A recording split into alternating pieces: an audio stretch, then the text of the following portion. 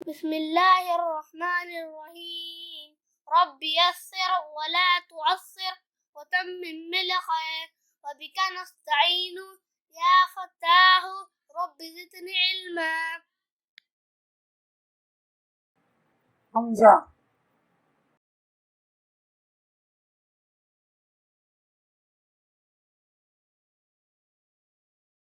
حمزہ اور الف کی آواز ایک جیسی ہوتی ہے مگر حمزہ کا استعمال الگ ہے۔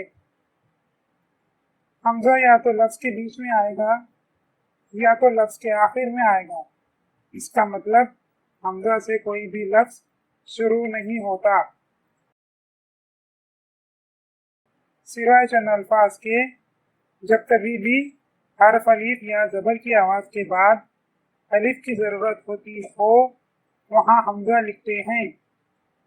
مثال جائز، جیم الف جا حمزہ زے جائز، لاؤ لام الف لا حمزہ واو لاؤ، بھائی بے دو چشمی ہے الف بھا حمزہ ای بھائی، گئے گاف حمزہ یہ گئے، کوئی کاف واو حمزہ ای کوئی۔